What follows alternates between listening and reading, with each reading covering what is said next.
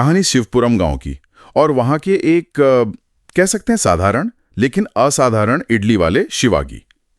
हमारे पास जो जानकारी है वो शिवा, उनकी इडली की दुकान और उनके बेटे मुरुगन की जिंदगी के उतार चढ़ाव को दिखाती है। तो चलिए इसे खोलते हैं।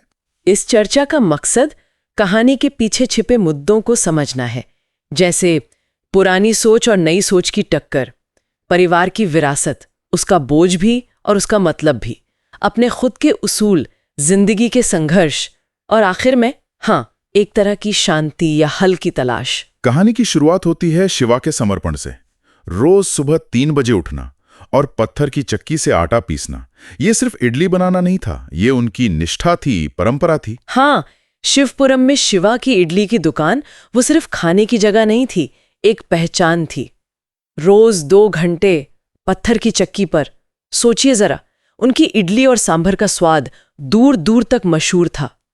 और एक खास बात और थी, शिवा वो गांधी जी के रास्ते पर चलते थे, अहिंसा।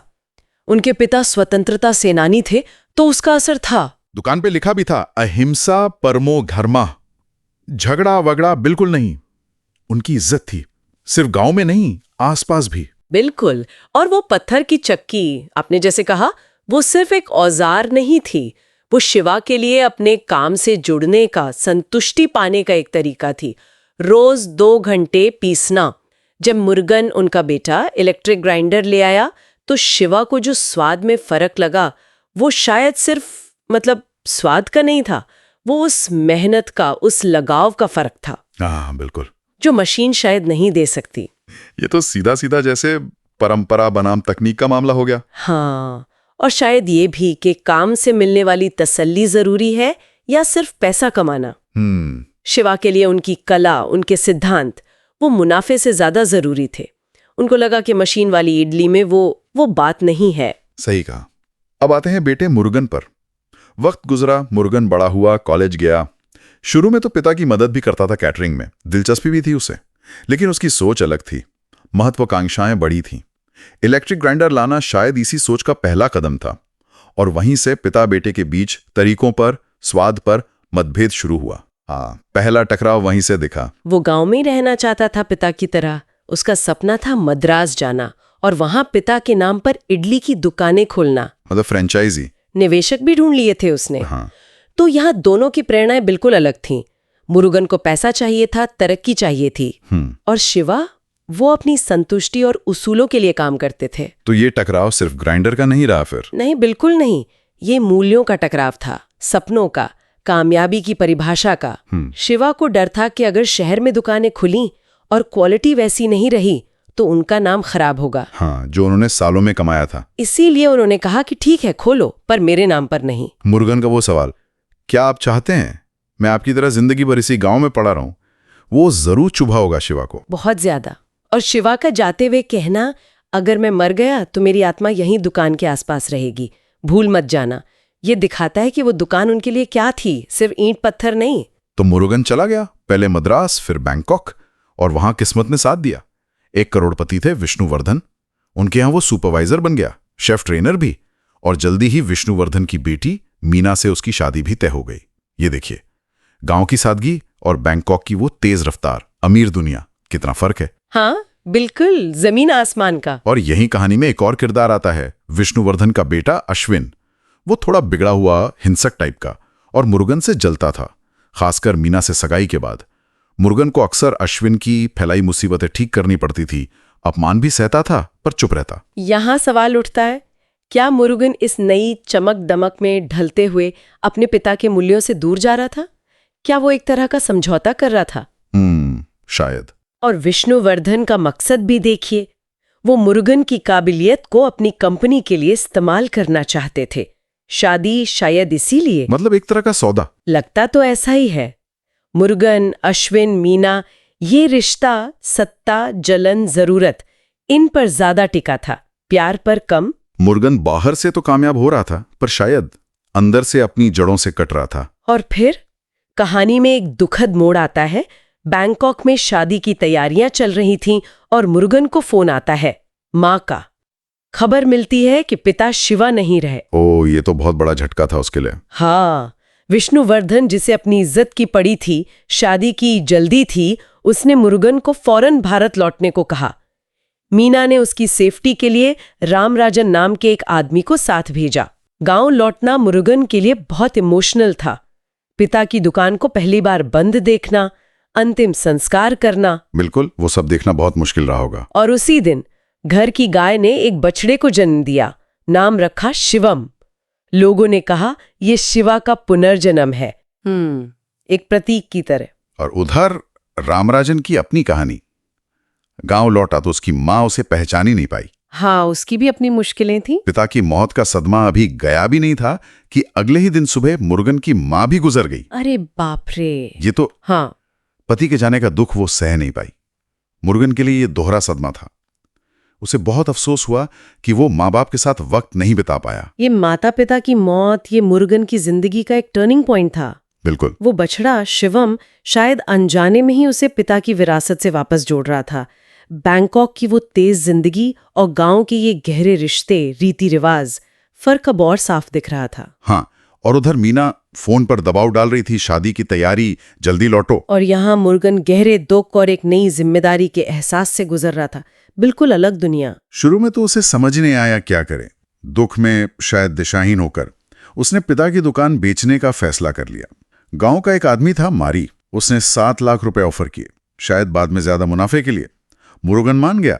मतलब उसने लगभग हार मान ली थी। हाँ, ऐसा ही लग रहा था। लेकिन फिर उसी रात कुछ बदला।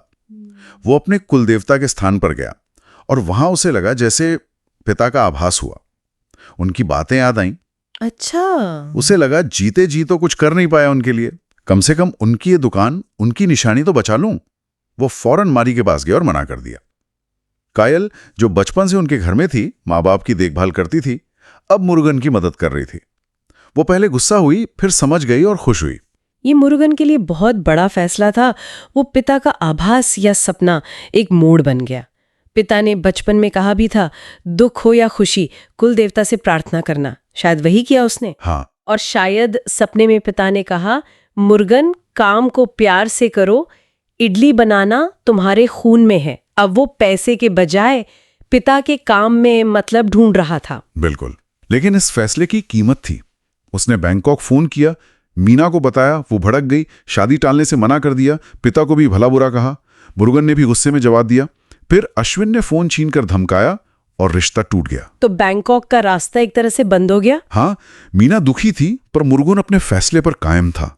रामराजन ने भी बैंकॉक जाने से मना कर दिया, शायद मां की वजह से। तो अब मुरुगन पूरी तरह गांव में पिता की विरासत के साथ। हाँ, उसने तय किया कि वो खुद दुकान चलाएगा। लेकिन ये आसान कहाँ था। बाजार से सामान लाया, घर पर पत्थर की चक्की पर पीसा, हाथ थक गए। अगले दिन सुबह 3 बजे उठा, पिता की तरह ठंडे पानी से नहाया, दुकान पर कोशिश की, चावल सख्त रह गए। ओ, मतलब वो कला सीखना आसान नहीं था। बिल्कुल नहीं। कायल ने मदद की, वो भी थक गई। जैसे तैसे इडली बनी। पिता के दोस्त थे अरुमुगम, उन्होंने चखी। स्वाद अजीब था, पर मुरुगन का दिल रखने को तारीफ कर दी। लोग बगल वाली दुकान पे जाने लगे, मारी ताने मारने लगा। मुरुगन बहुत निराश हो गया। ये असली संघर्ष था। बैंकॉक की कामयाबी और यहाँ की मेहनत में फर्क अब समझ आ रहा होगा उसे। हाँ, कायल का साथ जरूर उसे हिम्मत दे रहा होगा। हाँ, कायल थी उसके साथ। और फिर आखिरकार वो दिन आया। मुरुगन ने शायद पिता की बात सच में दिल से मानी, प्यार से काम करो। और इस बार जब अरुमुगम ने इडली चखी, उनकी आंखों में चमक आ गई। बोले, अरे बिल्कुल तेरे पिता जैसी बनी है। वाह, ये तो बहुत बड़ी बात थी मुरुगन के लिए। हाँ, मुरुगन और कायल की खुशी का ठिकाना नहीं रहा। धीरे धीरे गांव वाले लौटने लगे, उसका सम्मान करने लगे। मुरुगन को लगा, हाँ, अब उसने पिता का नाम भी रखा और अपनी पहचान भी बनाई। मेहनत रंग लाई आखिरकार। लेकिन मुश्किलें अभी बाकी थीं। अश्विन बदला लेने गांव आ गया। असल में विष्णुवर्धन ने उसे भेजा था मुरुगन को वापस लाने, पर अश्विन के मन में तो नफरत थी। वो कहाँ मानने वाला था। उसने मुरुगन पर हमला किया, दुकान पर कब्जा करना चाहा। अब मुरुगन के सामने सवाल था। पिता ने सिखाया था हिंसा नहीं। हाँ, अहिंसा का सिद्धांत। पर इस बार बात अपनी विरासत की थी, पिता के सम्मान की, शायद कायल की भी। मुरुगन ने पलटकर जवाब दिया। जोरदार लड़ाई हुई और उसने अश्विन को बुरी तरह पीटा। तो उसने पिता का नियम तोड़ा। हाँ, उसने अपनी रक्षा की, दुकान बचाई। पर बाद में उसे दुख भी हुआ कि हिंसा करनी पड़ी। ये बहुत अहम मोड़ है, अहिंसा बनाम आत्मरक्षा। उसने पिता के आदर्श को तोड़ा जरूर, पर शायद वो अपने लिए एक नया रास्ता बना रहा था। विरासत की रक्षा करना जरूरी था, भले ही तरीका अलग अपनाना पड़ा। और उस हिंसा पर पछतावा ये दिखाता है कि वो पिता के मूल्य भूला नहीं था। बिल्कुल, वो बस उन्हें अपनी सच्चाई के साथ जोड़ रहा था, नकल नहीं कर रहा था। और गांव वालों का समर्थन भी बढ़ गया इसके बाद। समुदाय का साथ मिला उसे। इस बीच मुरुगन और कायल, उनका रिश्ता और गहरा हो गया। वो एक दूसरे से प्यार करने लगे थे।